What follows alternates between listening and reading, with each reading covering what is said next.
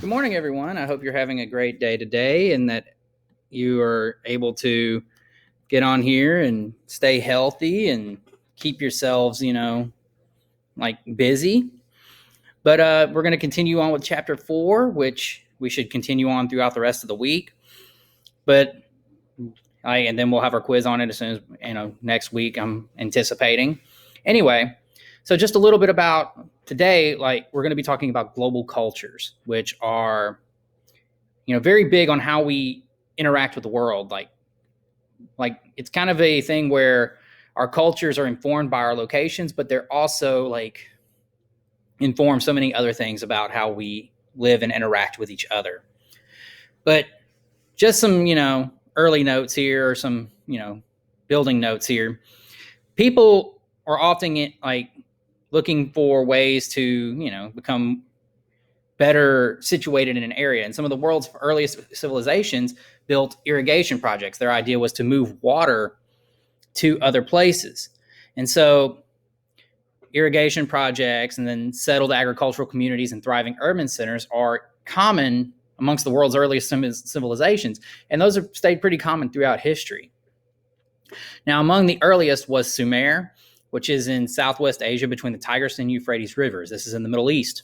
This is in what is now present-day Iraq. And the Sumerians, they invented one of the world's first calendars, one of the world's first systems of writing. They invented the plow, the potter's wheel, wheeled carts, and sailboats. So they were a huge influence over human history. And so that's just something to consider, is that a lot of the things that we think of today have been around almost as long as people have. And so these are, but at one point they weren't there. So somebody had to invent it. It's just something to think about. But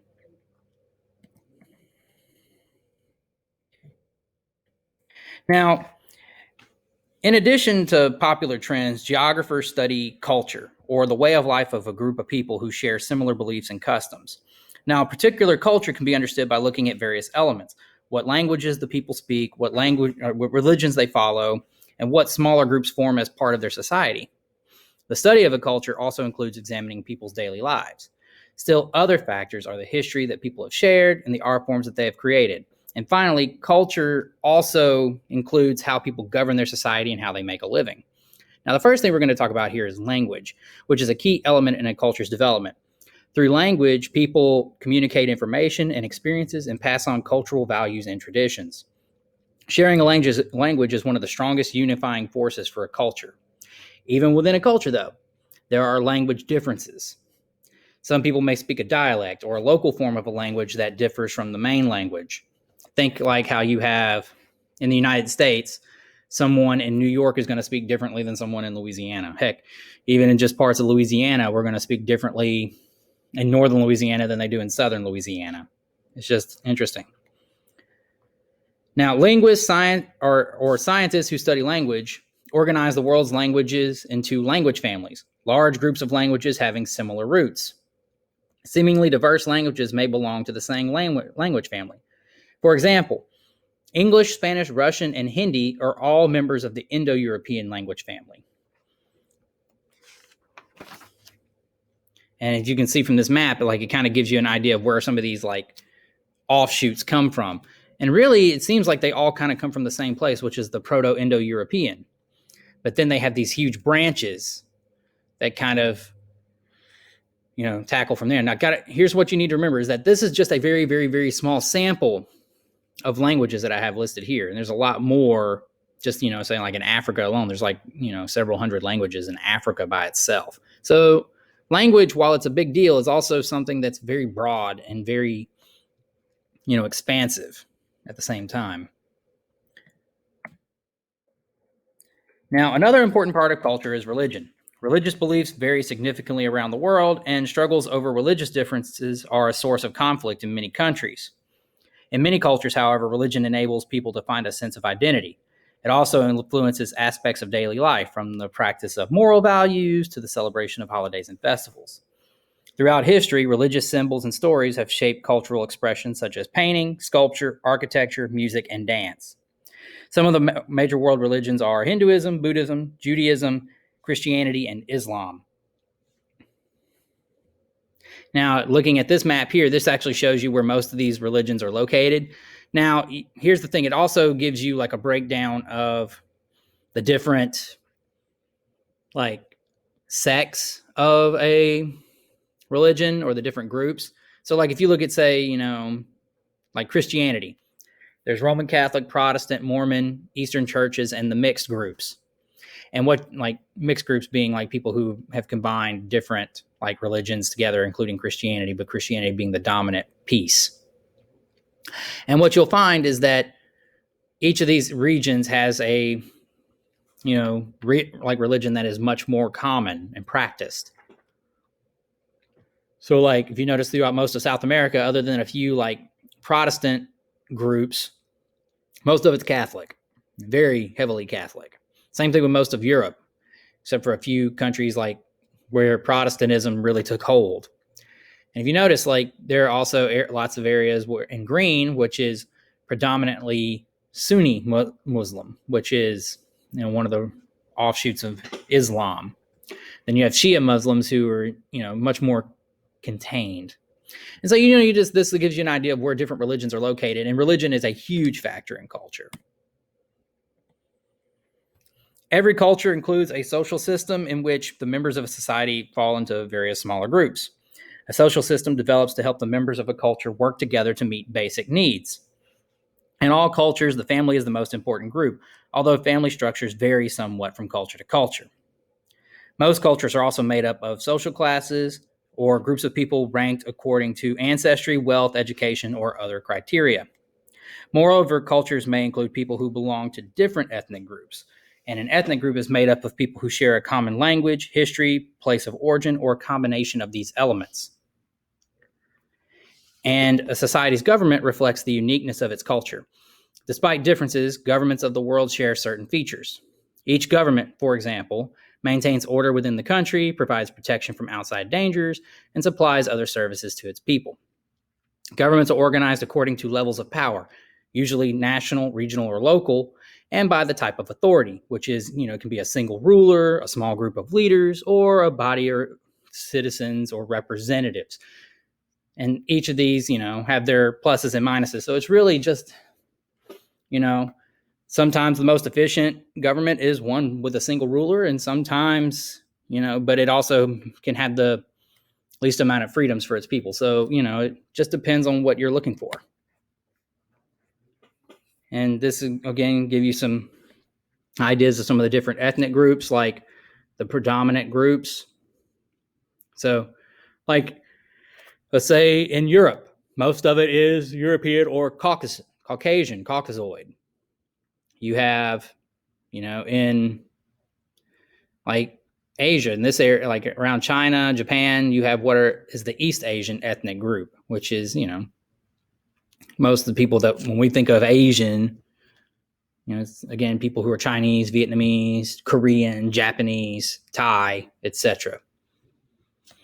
And so if you just look at this map, you can see a lot of different groups and where they're generally located in the world. People in every kind of culture must make a living, whether in farming or in industry or by providing services such as preparing food or designing web pages. In examining cultures, geographers look at economic activities. They study how a culture utilizes its natural resources to meet such human needs as food and shelter. They also analyze the ways in which people produce, obtain, use, and sell goods and services. And to organize their understanding of cultural development, geographers often divide the earth into specific areas called culture regions. Now, each culture region includes many different countries that have certain traits in common. They may share similar economic system, forms of government, or social groups. Their histories, religions, and art forms may share similar influences. The food, clothing, and housing of people in these countries may all have common characteristics as well. Okay? And so this gives you kind of an idea of the different cultural regions that are in the different parts of the world.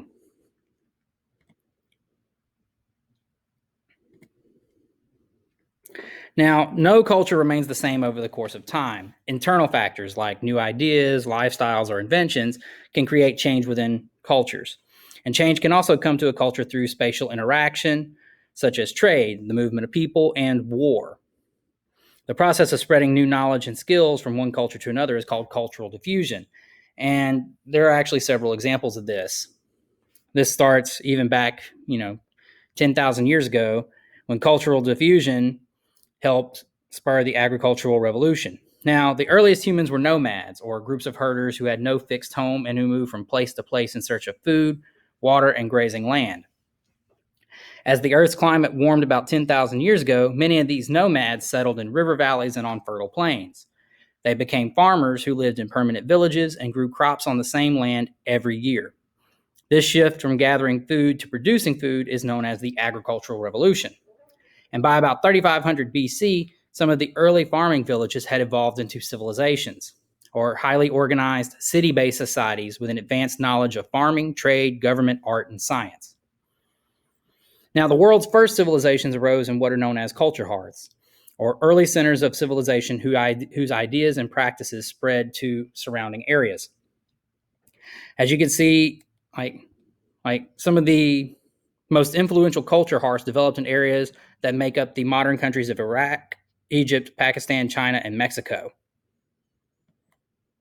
And these are known as the culture hearths because they had certain geographic features in common.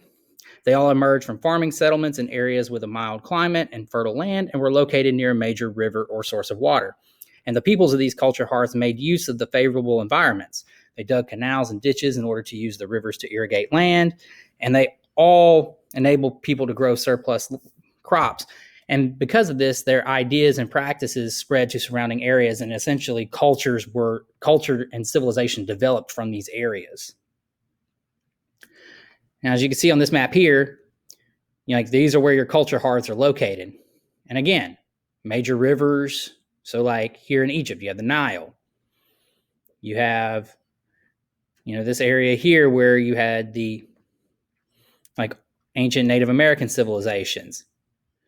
You have the Sumerians right here, Mesopotamia. You have the Indus Valley. I mean, these are all different groups that, developed over time. Now, surplus food set the stage for the rise of cities and civilizations. With more food available, there was less need for everyone in a settlement to farm the land. People were able to develop other ways to make a living. They also created new technology and carried out specialized economic activities, such as metalworking and shipbuilding, that spurred the development of long-distance trade. In turn, the increased wealth from trade led to the rise of cities and complex social systems. The ruler of a city needed a well-organized government to coordinate harvests, plan building projects, and manage an army for defense. Perhaps most importantly, though, officials and merchants created writing systems that made it possible to record and transmit information.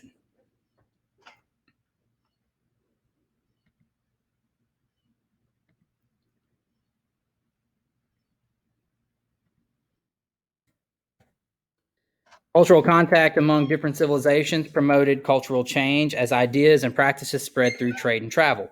Permanent migration, which is in which people leave one land to seek a new life in another, has also fostered cultural diffusion.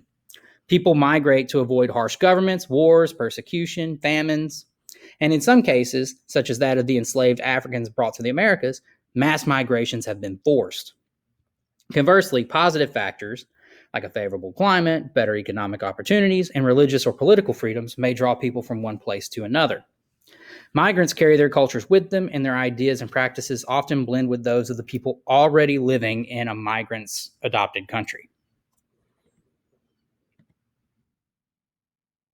Now, cultural diffusion has increased rapidly during the last 250 years. In the 1700s and 1800s, some countries began to industrialize, using power-driven machines and factories to mass-produce goods. New production methods dramatically changed these countries' economies since goods could be produced quickly and cheaply. This development, known as the Industrial Revolution, also led to social changes. As people left farms for jobs in factories and mills, cities grew larger. Harsh working and living conditions at the outset of the Industrial Revolution eventually improved. And at the end of the 1900s, the world experienced a new turning point, the Information Revolution. Computers, now made it possible to store huge amounts of information and to send information all over the world in an instant, thus linking the cultures of the world more closely than ever before. I mean, we still see this even today. I mean, You carry around a device that has more knowledge in it than any library in history, even the great libraries of Alexandria, which were renowned for carrying like every book that had been written up to that point. You also, your phone has more computing power than all of NASA had in the 1960s when they were sending people to the moon. So just something to consider. You actually have an extremely powerful device in your hand every day, and we use it to play, to scroll Instagram, TikTok, and, play games. So it's just something to consider. All right. That's the end of the lesson for today. I hope you have a great rest of your day, and I can't wait to see you tomorrow. Have a good one. Bye.